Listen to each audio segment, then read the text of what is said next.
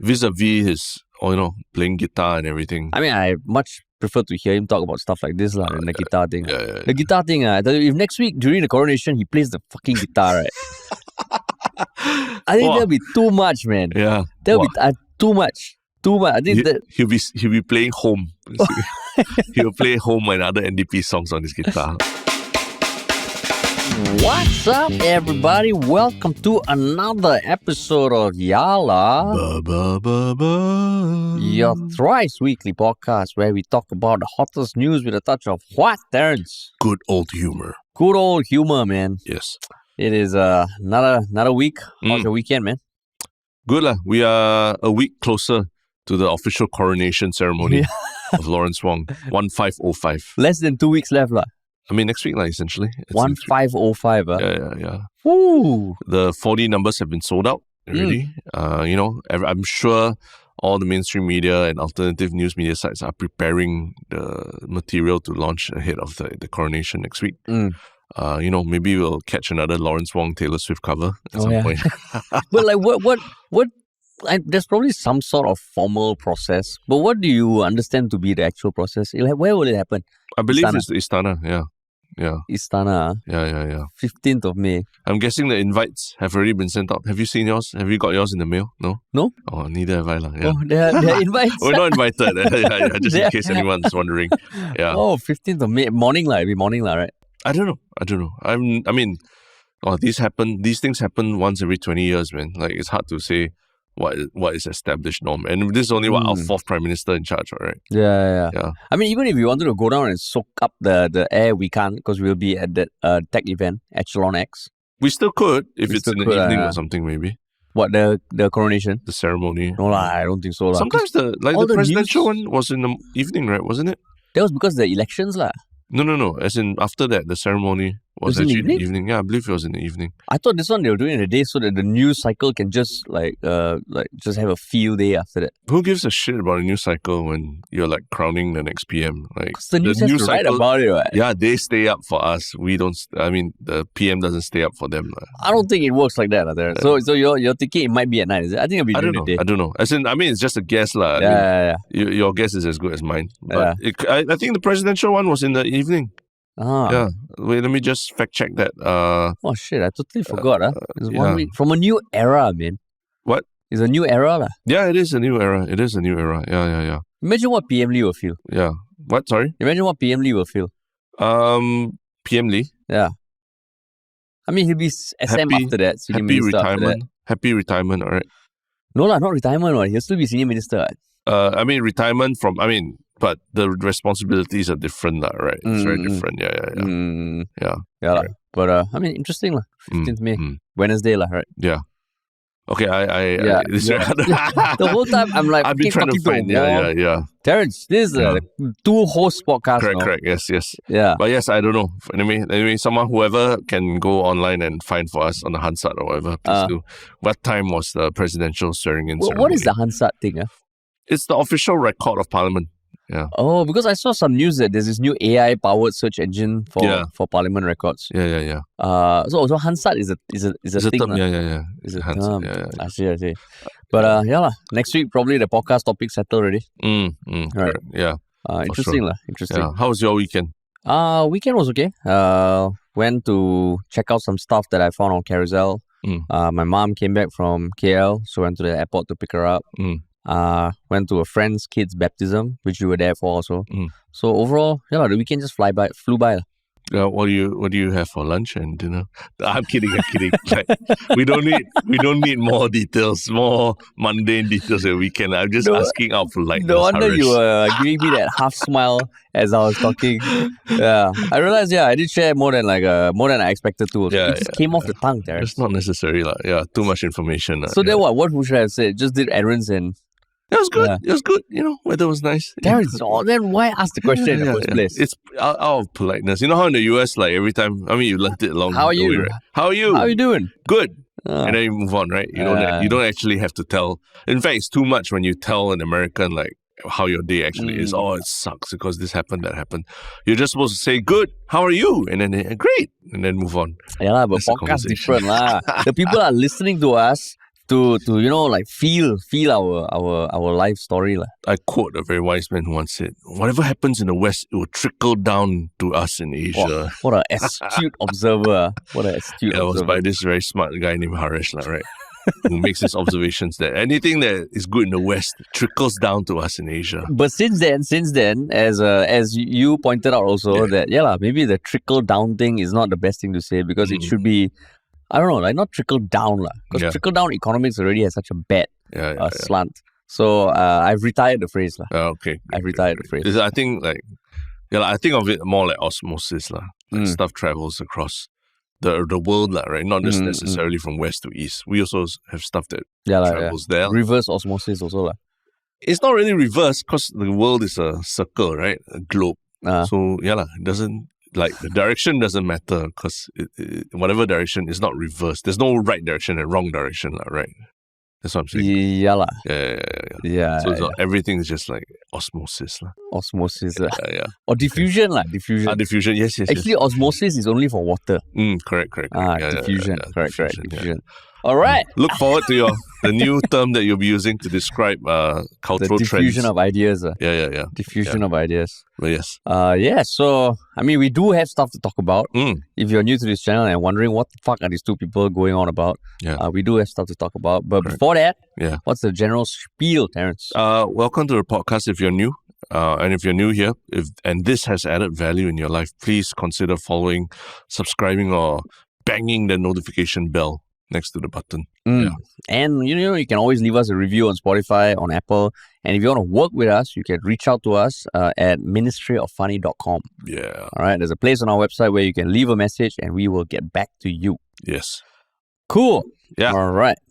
Shall we jump into it? I mean, all relevant to what we were talking about earlier, right? Yeah. What is this? In the lead up to the coronation.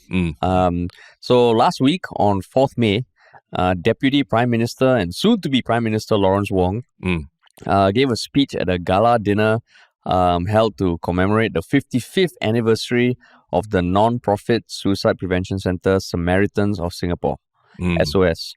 So he alluded to the fact that Singapore, i.e. the government, will have to consider additional safeguards around excessive screen time and social media usage for children. As part of the overall discussion towards, protecting the mental health of the youth. So, I mean, this is not the first time he's spoken about mental health. I think even last year, he this was back in... last year, he mentioned that mental health is a national priority.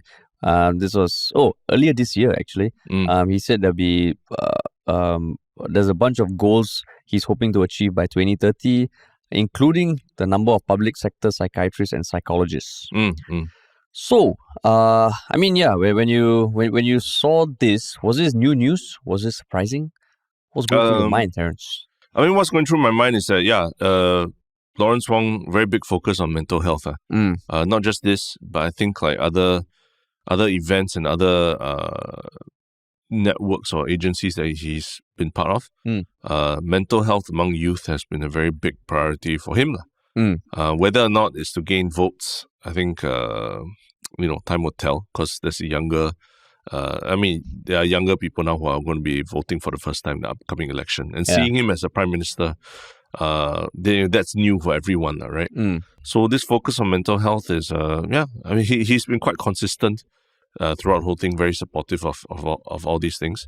But this one is interesting because this is a step about talking about legislation when it comes to mental health. No longer just about, I come and support your charity, please donate to the charity that helps people. This one's about, can we institute any legislation to protect the mental health of our children? Yeah.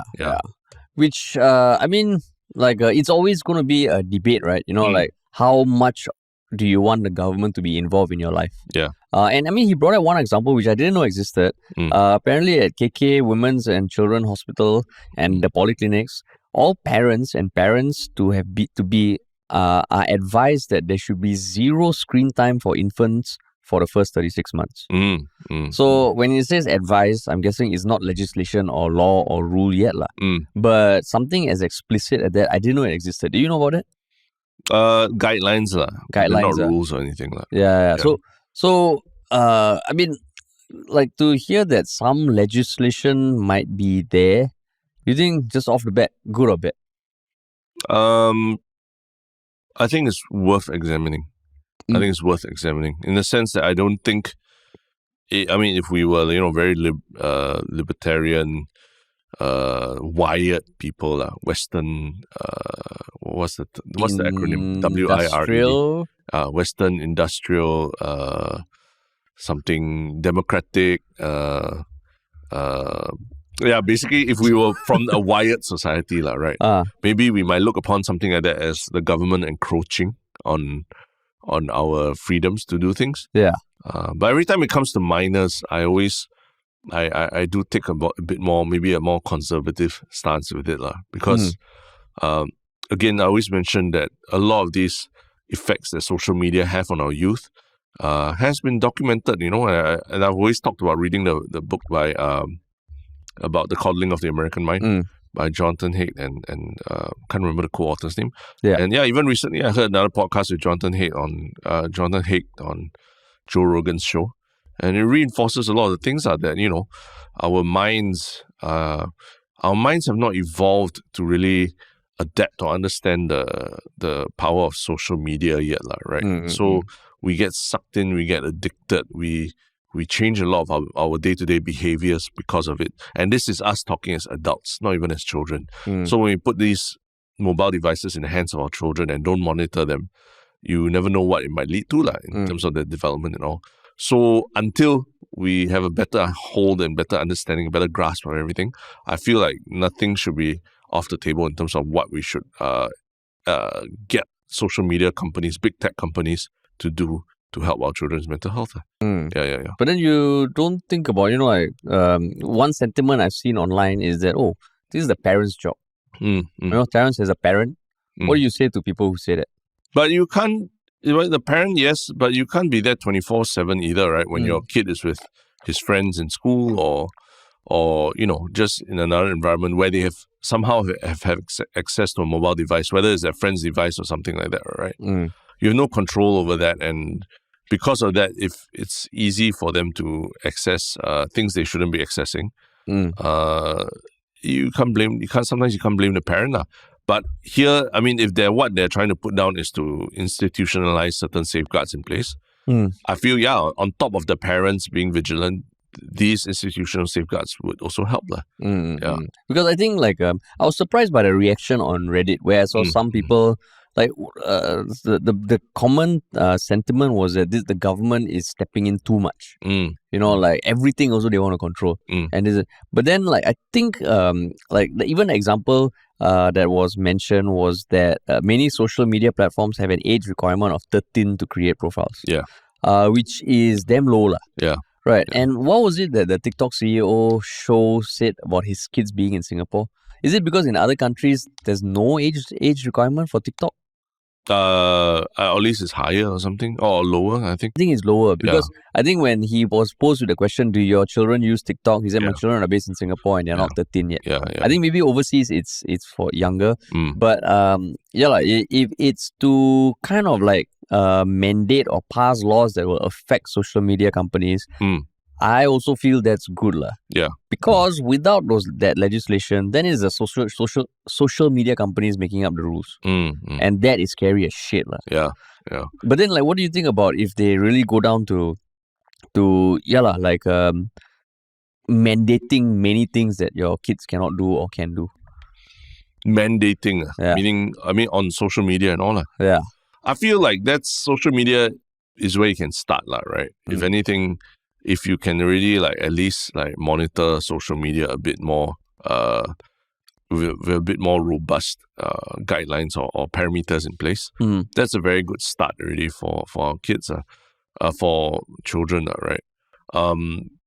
But in terms of mandating it, the tricky thing is that the people will always find workarounds, right?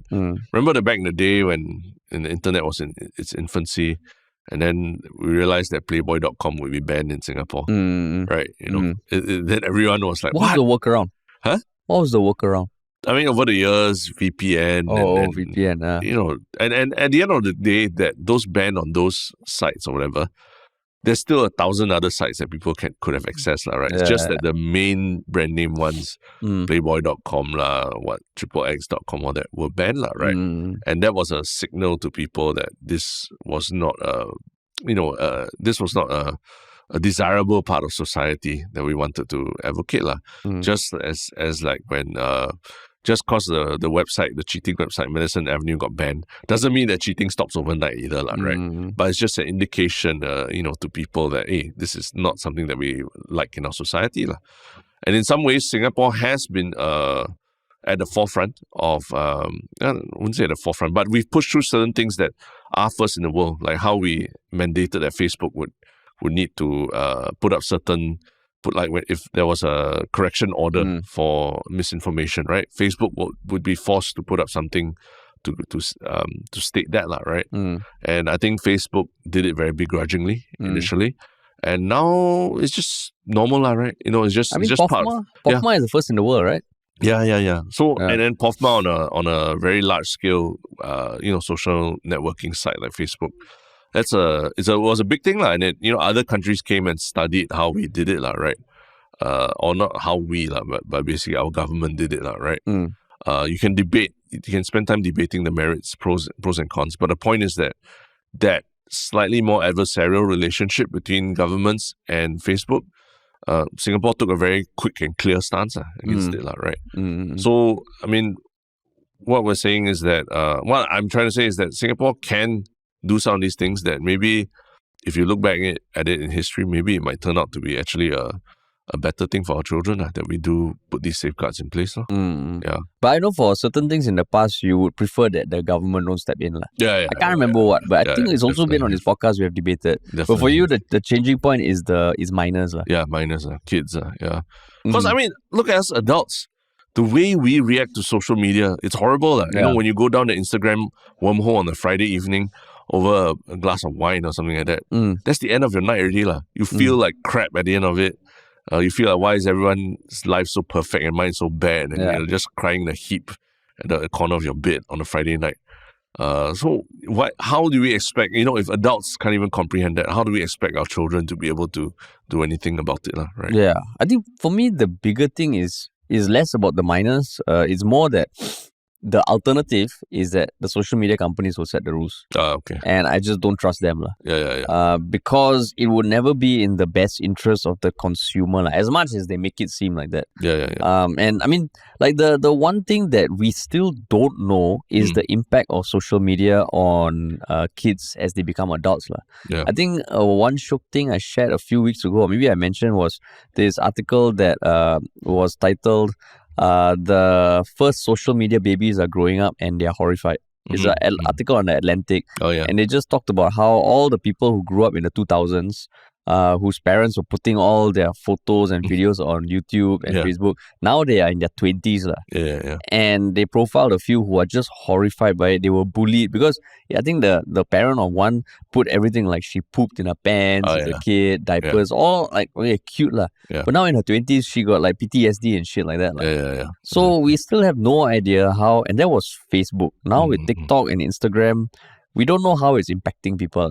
Correct. The one thing we do know is that the rate of suicides seems to be going up damn high. For youth, right? For youth. I mean, anecdotally, just hearing from people in the report, it's scary as shit. And even when doing research for this podcast, going on the forums, every few days there'll be one post, from someone saying, I'm almost going to give up. Yeah. Tell me why I shouldn't. Yeah. And you read it, you're like, oh shit, people are on the brink.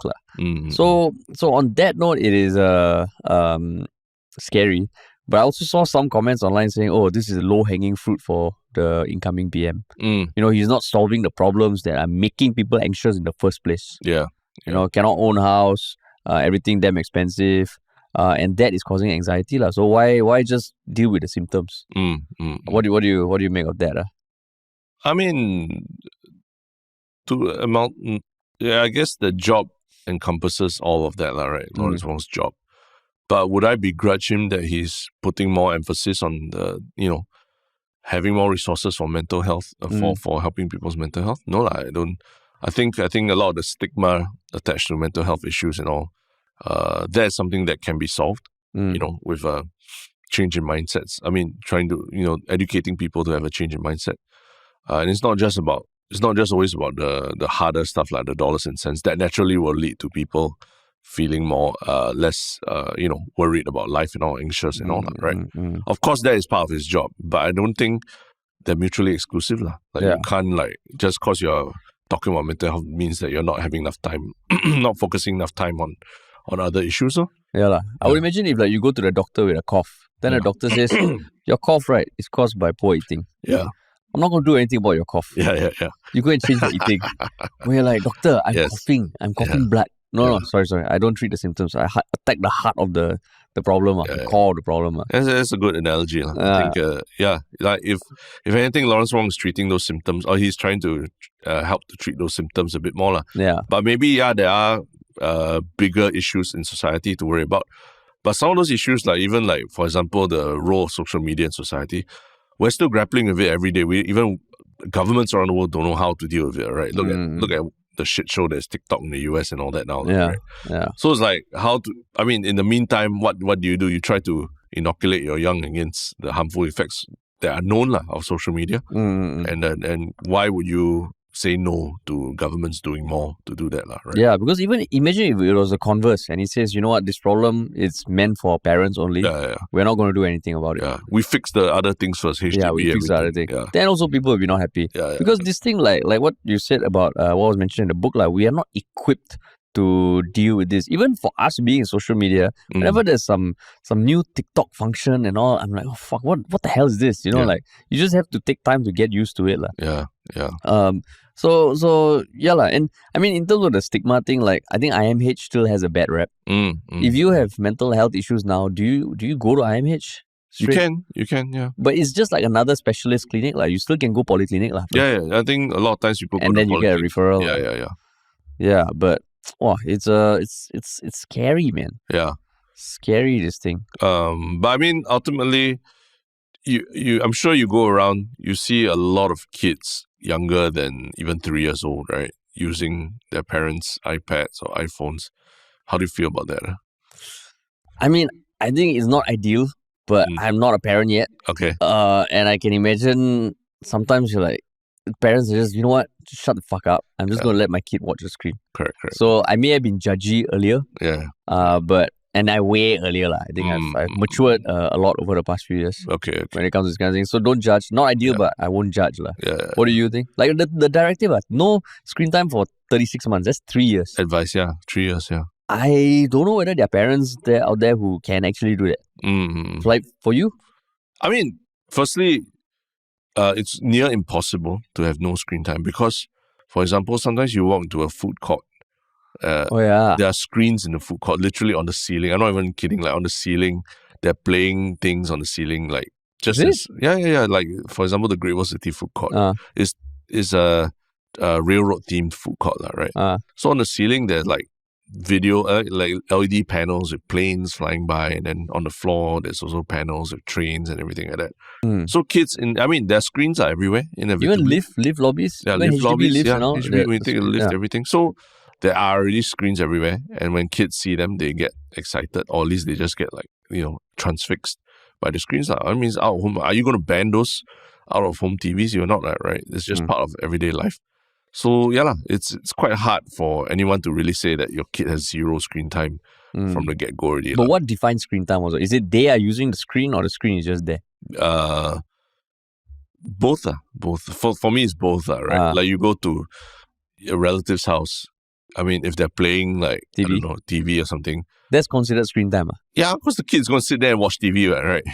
Naturally. But doesn't feel like that is the regular screen time, Not regular, but... No, as in I thought screen time is more for devices that they hold in their hands and all.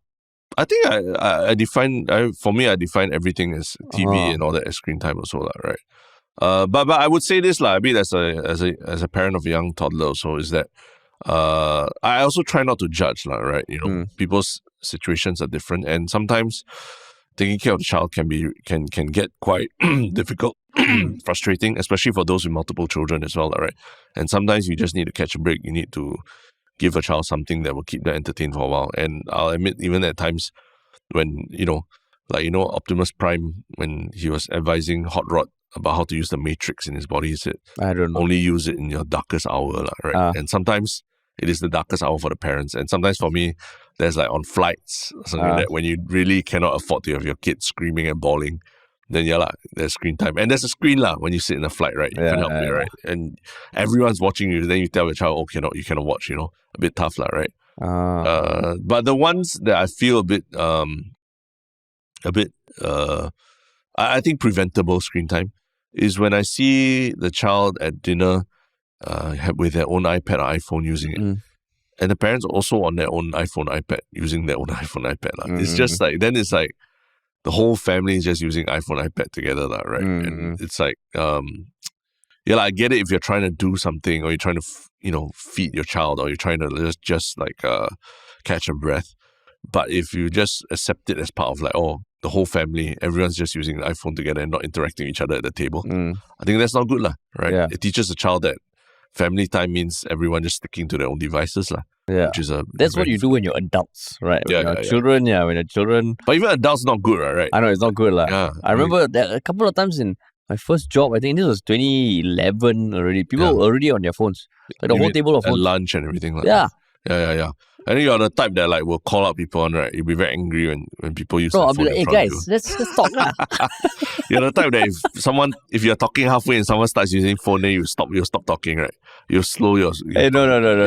If it's just two people, of course I would slow lah. If it's two people hosting a podcast where one person's on the phone, of course I would call them out lah. Researching for a question that was asked, which I would actually tell you, I have found the transcript of PM's message, Taman's thing, and it says, ladies and gentlemen, we are gathered here this evening for the inauguration of President Taman. So you found it in the end. So it is evening, but so that's important screen time. That's screen time that's necessary. And I also found the acronym for WIRED. Okay. Western, educated, rich, industrialized, and democratic. Western, industrialized, rich, educated, demographic. Democratic. WIRED societies. WIRED society. Right.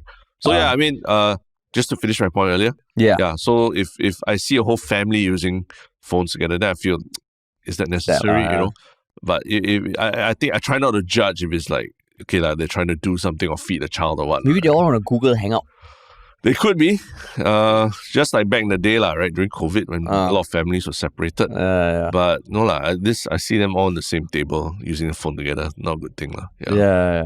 But I mean, it's I guess you can look at it either way, whether it's just politics or whatnot. It's a good thing because, even speaking to some people that both you and I know, when you hear them and their experiences with people around them falling to suicide and all, it's terrible, man. It's terrible, and every few days you see something happening in the news that makes you go oh shit, people are losing their minds. So how do you feel about Lawrence Wong being so proactive about this? I mean, how do I feel? Vis-a-vis his, playing guitar and everything. I mean, I much prefer to hear him talk about stuff like this than the guitar thing. The guitar thing, I tell you, if next week during the coronation he plays the fucking guitar, right? I think that'll be too much, man. Yeah. That'll be too much. I think he'll be playing Home. He'll play Home and other NDP songs on his guitar. As PM Lee is walking away, going home, he plays Home. This is my seat now. But that'll be too much. If there's a guitar, I tell you, that'll be too much. I can't wait for it to really happen, and then after that, oh my god, we should do a live stream of your face while you're watching it. We still want to be televised. It will be televised, Of course, it'll be televised. It's the biggest event in Singapore's I mean, not say but it's a big event, right? Yeah, it's a big event. Probably internationally also they get a lot of coverage. Oh yeah, for sure. Get a lot of coverage. Yeah, wow, exciting. Yeah. But yeah, man. But yeah, I mean, happy to hear people's thoughts about this, whether you feel the government is overstepping the boundaries or should we have more boundaries for our children, right? But yeah, speaking of boundaries and all that, right? I think one particular local actor waded out of the local theatre boundaries to comment on international theatrical production that is in Singapore now. And some have criticized him for it, and some have supported him also. And that's why it's such an interesting topic. And who is this person? He's none other than Hossan Leong, kind of like a legend of MediaCorp, right? And Singapore theatre. He's been around for a while, and it was in response to the cancellation at the very last minute of the Hamilton play on May 1st. So Hamilton has been, I think, since mid-May. Mid-April to like recently. Till June. Till June. Yeah. Oh shit. I mean, world famous Hamilton. They cancelled like very shortly before the May 1st performance. I think some people are saying an hour before they found out. Yeah. So, and it made headlines lah. So Hossan Leong posted on Thursday, the next day, and I'll quote certain lines. Hamilton cancels a show cause of cast illness. It makes headlines. With all due respect, and I get it, but Sing Theatre's Little Shop of Horrors had 2 actors down, and yet they went on. The director took over the roles that need understudying, including Seymour. And obviously that wasn't newsworthy enough. So basically he told Singapore to look at yourselves. You don't support your own productions. Instead, you look at multi-million-dollar franchises and go, oh my God, that's amazing. And just said, there's a space for every production, foreign or Singaporean. But so support is key. Then, of course, that got like some backlash, kind of like rebutting, saying, what do you expect Hamilton to do? If they're sick, they don't perform. And then Hossan Leong went on to clarify that on Threads that he emphasized that there is space for every production, basically kind of saying that we shouldn't just worship foreign productions when there's a lot to be lauded about local productions. So that was that. What made you want to talk about it? I was kind of confused actually about his post because people were angry with Hamilton, right? That they cancelled so last minute and felt it was very unprofessional. So in some ways, it was like a lot of people are saying, hey, international production, so unprofessional, right? But Hossan Leong was jumping on that, on I don't know which bandwagon, but saying that, hey, why is the media playing up Hamilton so much when, the local production actually just, chugged along and continued in spite of the illnesses within the cast, right? So I think in that sense, his point was a bit lost, right? Because online, I saw people posting about, like photos of themselves outside the Hamilton Theatre, unhappily, tourists especially, unhappy with the fact that the show was cancelled so last minute and all that. And then, hey, how come don't have understudy? And sort of calling out the professionalism of the production, right? Yeah. So, I think maybe he should have clarified. He was just more upset with the fact that there's not a lot of media coverage for the local productions as opposed to Hamilton, right? And that was the crux of his post, and not so much about the fact that the local production continued chugging along even in spite of illness, right? But I mean, that was the crux of it, right? Like, why is there no news about that? But why is it shouldn't even be news, right? Like, to me, it's that the Hamilton production was a little bit unprofessional, right? Because I think overseas, when I've watched musicals overseas, a lot of times you before the show you hear that this role will be played by the understudy because blah blah, and it's just part of the luck of draw, right? Sometimes you get it, sometimes you don't. And it's normal, but then for Hamilton to so suddenly not have that in place, I'm also quite surprised. I was just like I mean, if the media doesn't write about they wouldn't be writing about the Hamilton thing if people weren't angry about it, right? So it wasn't exactly positive publicity that they were putting around the production. I mean, I think, I can kind of. I think for him, he was just looking at the newsworthiness of it, good or bad, no publicity is bad publicity. Okay. But I think it's one of those things that, unfortunately, people will always care more about things that are internationally famous, I mean, in some way, his posts got news coverage, which brought news coverage to the place. But I think, but my only gripe is that, that whole thing, you don't support local or something, right? We've been hearing that in media for a long time. Yeah. I don't know. I have mixed feelings about that thing. Like, of course, you should support local if you want to, but you shouldn't be... not to say you shouldn't be obligated to, but sometimes I feel that phrase is used a little too much. In the sense that for whatever reason, if the content is not good and people don't watch it, yes, there might be some element of like support local not being there, but also it's not the only reason. But I'm not saying this play is not good.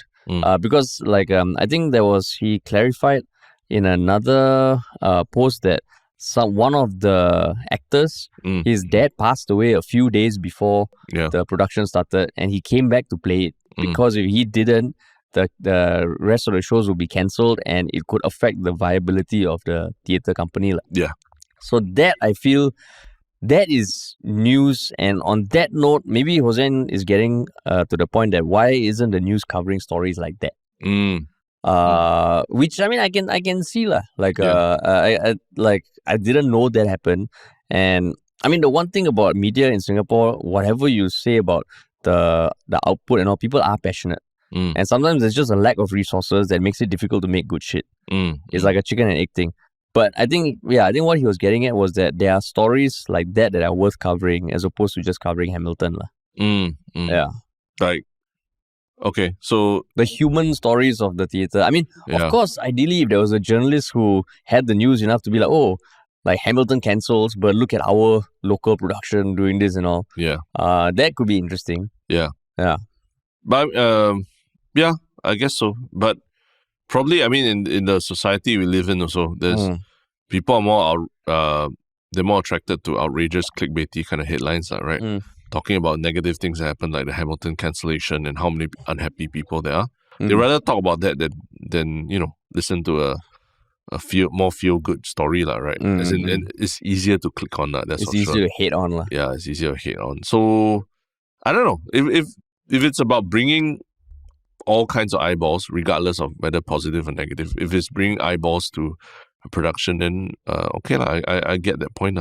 But I would, the other side of it, I would say is that the support local thing. I mean, there's like another musical at this point that I think a lot of people in my social circle are hyping about. I think it's called Secondary Musical. A lot of people I know have hyped about it.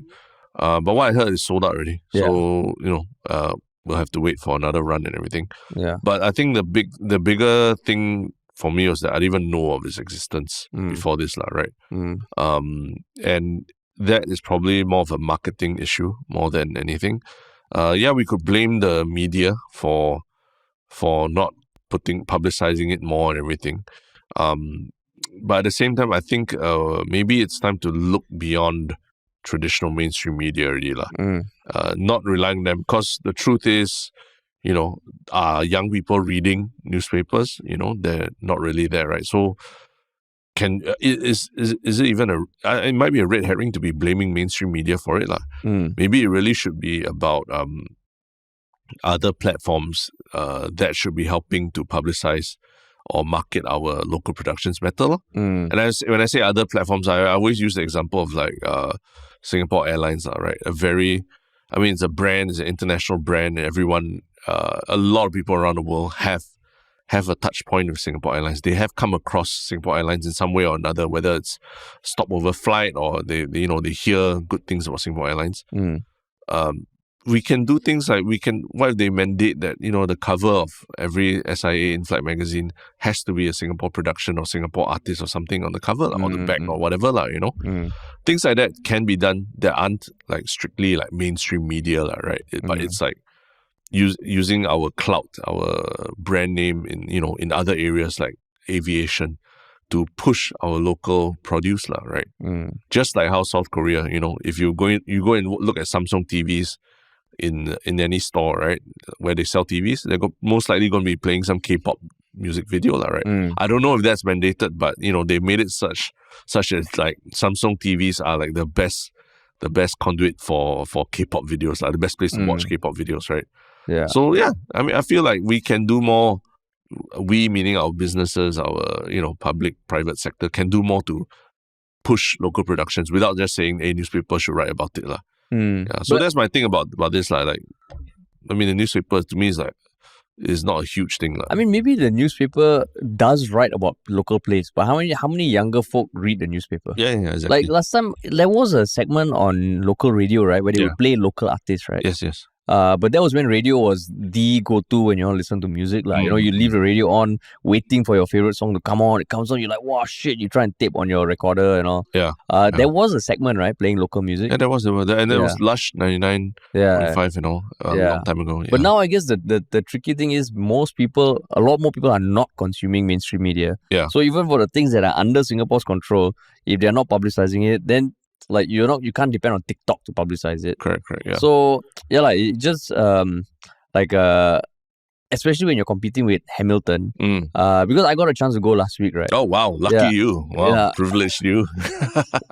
Not the one that wasn't cancelled, lah. Yeah, the day before, before. And I was amazed by how much hype there was, no? Oh, yeah? Like, I mean, I'm not someone who watches musicals often. Yeah. But after every song that ended, right, people would clap like as though they were in a concert. I see. And like people, like even looking on Reddit, like they know the names of the cast and who are the understudies are. Yeah. And just hearing the younger people beside me, they were like, oh my God, this is so amazing. I've been waiting for so-and-so to do this. And the song, I was like, oh my God, like I didn't know they were like superstars lah. Yeah. I knew the hype was big, but I didn't know the hype was that big. Yeah. And I think all their shows in Singapore are sold out more or less. Sold out, yeah. Fucking crazy. So and then so this becomes a thing, like on one hand you're getting people interested in musicals, but is it cannibalizing the local scene? I don't know. Yeah. I don't know. Imagine if Joe Rogan comes to Singapore and records like podcasts from Singapore. Yeah. Would you be happy or sad? I think it will elevate the whole industry here, right? It would, right? Yeah. But then no one will care about us, lah. Okay, so this is something that came to my mind recently, right? I also watched something in Singapore that I felt like, oh, okay, that's interesting. It was one of those candlelight concerts. You heard about it? No. They basically turn, that hall in Chimes where you have weddings and stuff like that. They turn it into a space with like there's a piano performance or whatever small orchestra performance, and then they line it with thousands of candles, and not real candles like those small LED tea light candles. LED ones. They just line the whole place with all these candles, so it becomes like a candlelit atmosphere where you can just sit there and listen to musicians play. And you say I'm privileged for watching Hamilton. That sounds damn pretentious. It is pretentious, but I would say that it's a very nice experience, like I saw a lot of young people there. They're on their dates and things. I saw a lot of tourists. They're there taking photos and everything, even though it's like completely dark and everything, right? But it's just a nice experience to sit there and to listen. But they're not playing local music, like FYI. They are playing. For me, they were playing like anime music from, very well-known anime shows. There's others you can go that play J. Cho music, that play Hans Zimmer music. It's a thing. And it happens regularly. And it's not just in Singapore, but it's all big cities around the world. So candlelight concert. You sit on the floor? There's chairs, yeah. So it's not cheap. And you're not like listening to the original singer play the tunes or anything, but you're listening to classical interpretations of this. So the bigger thing for me was like, oh, okay. Firstly, it makes use of a space that otherwise would have not been used, right? Yeah. Like this Chimes Hall. Like maybe there's no wedding banquet. The pictures look epic. Yeah. So it looks epic. Secondly, it gives tourists who are maybe in Singapore for a day or two, and there's no Bruno Mars or Taylor Swift in town, but you can still go to a concert and still be part of an experience, right? That's quite unique because it's like in a Singapore location, Chimes or Victoria Concert Hall, whatever, right? Yeah. That you otherwise, what else would you be watching, right? And thirdly, the biggest thing for me is that it gives the local musicians something, right? So local musicians were performing. It's a local group of who are playing classical instruments. Yeah, so it was like a quartet or something like that, right? And it was they were completely local, like because they spoke in Singapore accent and they're based in Singapore, everything. So it gave them a place to perform in a very nice venue where I hope they get paid also. I mean, I hope they got paid properly, right, for their services. But imagine, at least there's this regular thing going on with different types of music. And as a musician, there's other avenues for you to do certain things. So to me, I was like, oh, this is great because it's a win-win situation for everyone, right? Like this company organizing this, they get the license and the rights to play this person's music, but they hire local musicians to play it, and then the venue operator gets to fill up those empty slots when they don't have like a big wedding or whatever. And it's just and then tourists or all get an experience out of it. So this is not my one Shiok thing. I'm not advocating, but it was just it's an interesting way to create events around Singapore now that we have a lot more tourist inflow because of all these various things like concerts and events and all that. Gives them something to do and in the quite historic sites around Singapore.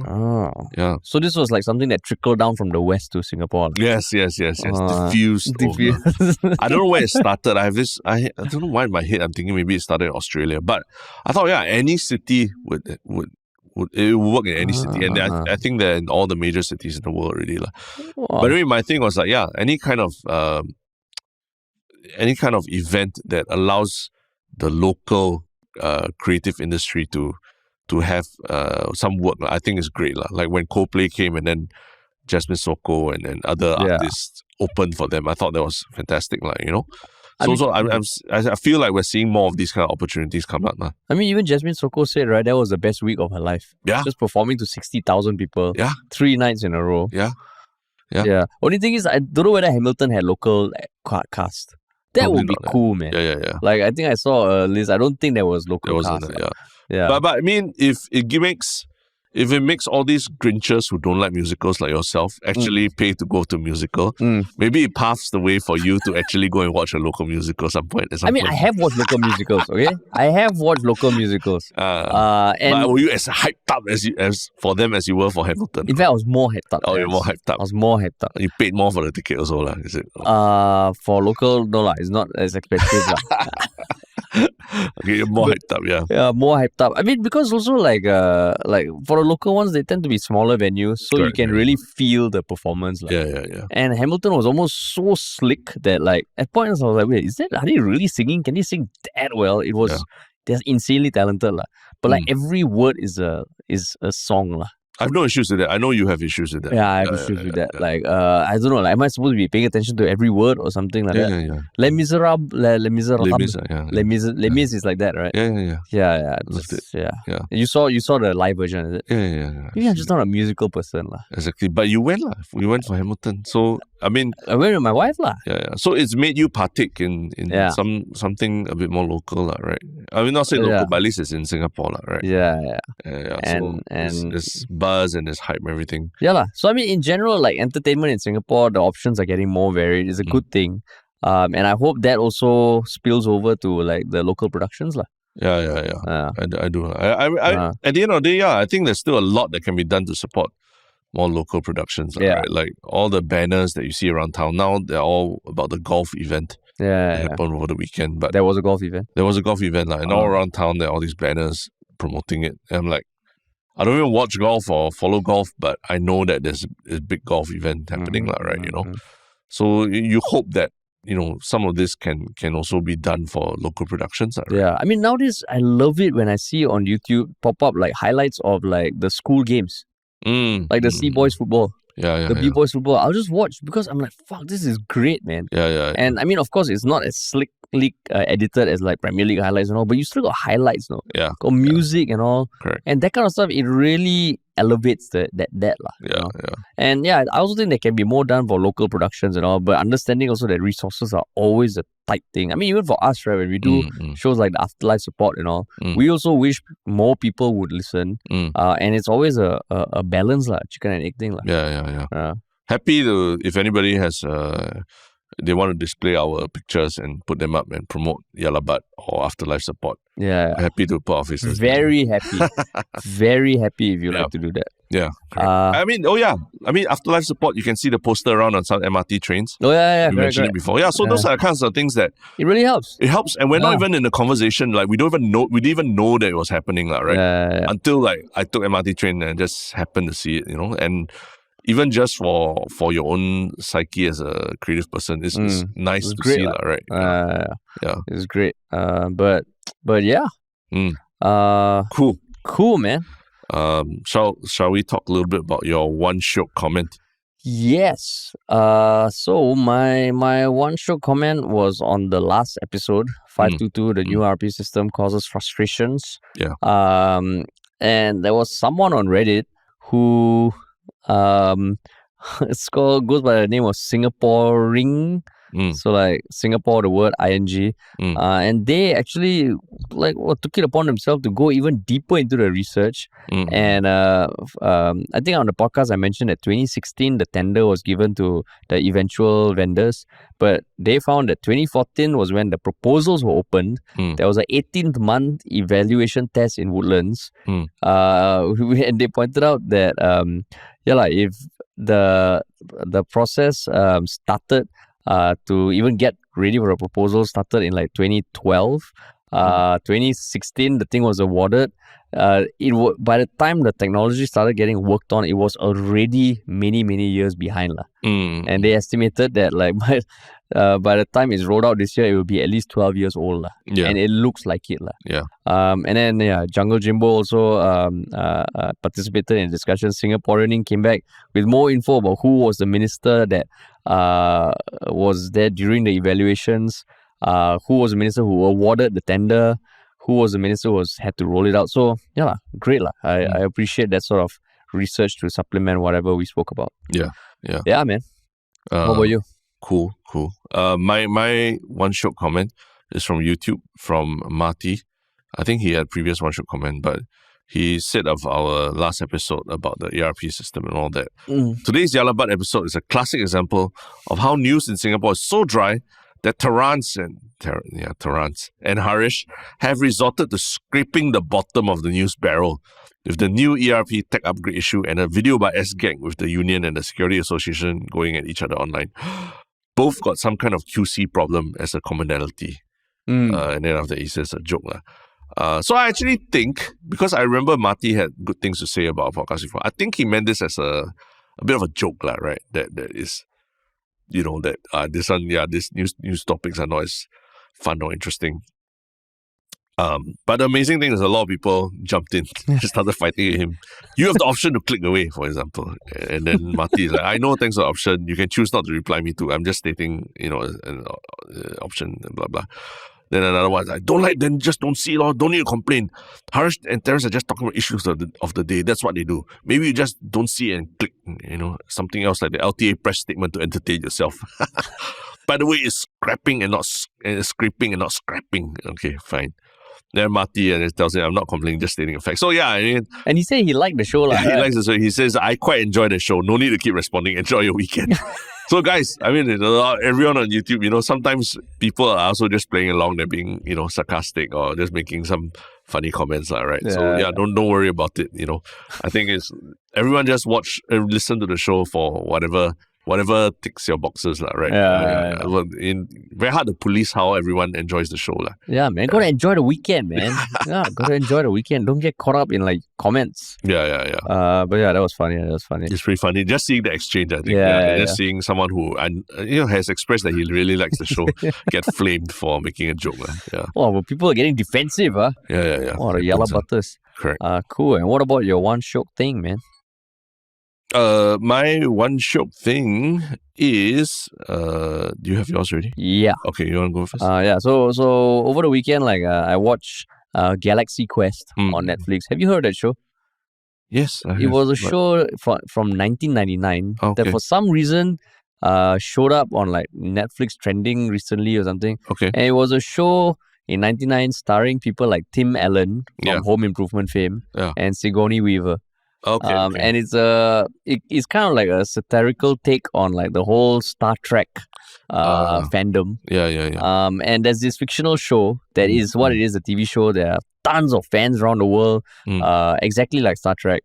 But the cast, who are now washed up actors and all, get contacted by an actual alien race to help them with their war. Okay. Because they've been studying all the shows before and think that they are actually commanders of space vessels. Okay. And then they get into a war with another species and then that's what happens. And then it unfolds. So it's a very light-hearted movie that has kind of gotten a cult following over time. And yeah, it pokes fun at a lot of things about the whole Star Trek fandom. I so, see. I mean, it's an easy watch.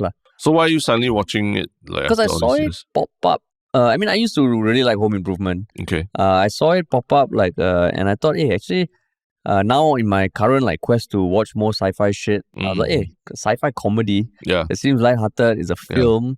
Why not? Yeah, it was nice. It was nice. I mean, it's not like the most gangbuster storyline or something, but it's an easy watch. And it's a fun watch. I see. Yeah. And you see some like Sigourney Weaver, Tristen Yeak, some other characters, all 25 years ago. Yeah. Yeah, so not bad. Cool. Nice. What about you? Sci-fi shows. My one Shiok thing is a video from Mr. Who's the Boss. I find like his recent videos are quite interesting. Now he's attacking iPhone repairs. Not say attacking, but talking about how dire the state of being able to repair your phone is. And he did an experiment where he scratched up 3 different iPhones, and then he went to the cheapest option that he could find online to fix it, the middle option that would use Apple parts to fix it, and the actual the Apple store, go to the actual Apple store to fix it, right? And the results were actually quite surprising in terms of which one was the most expensive and which one was the fastest or slowest and all. But it just threw up a lot of things about why the iPhone, phone repairs are just kind of going to this very strange area where you sometimes it just makes sense to just throw away your phone rather than go and get it repaired. But what were the results? I mean, you're not giving away any spoilers. I try not to give away the spoiler, right? Just give lah. I mean, the big spoiler is that Apple is making it really hard to use other parts to repair the phones, right? But at the same time, when you go to an Apple store and get it repaired, what comes back is almost it feels like a brand new phone, right? And that's not an experience that you would get with any other third party person who repairs your thing. But now there are all these debates about Apple's monopolistic power and everything, and especially in the EU, right? Basically the EU forced Apple's hand to change its USB-C and all that, right? And now people are looking at repairing your phone. Why is it that everything is proprietary and so difficult to do? So that might be the next frontier in governments or judiciary's battle with Apple, right? In terms of whether you should be allowed to do that, to control even the repair process for the phones. So it's quite, I mean, because you hear about all these things at the judiciary level, but to see someone actually take the time to go to 3 different types of repair shops and try and get his phone fixed and all, it's an interesting experience. Yeah. So yeah, Mr. Who's the Boss? Mr. Who's the Killing Boss? it with his videos lately. I mean, now that MK PhD is got some flack and all. I mean, Mr. Who's the Boss is also a tech reviewer. Yeah. And he's quite big also, right? Big, yeah, he's big, yeah. Oh, 18 million. 18 million. Yeah. But yeah, cool, man. Yeah. All right, first episode of the week. Tomorrow is Parliament is sitting, so there'll probably be some stuff to talk about on Wednesday. My guess is 5 minutes after we finish this recording, there'll probably be some big bomb. Some big bomb. Yeah. That's it. But yeah, interesting few weeks coming up. Cool. But yeah, thanks a lot for listening, everybody. And remember, if you enjoyed this podcast, please do tell at least one other person who may not have heard about us. You can follow us on social media, and if you want to work with us, what should you do, Terrence? Go to ministryoffunny.com. There's a contact us section there, and just write us, tell us about whatever agony problem you might be having. Sweet. All right. Thanks for listening, everybody.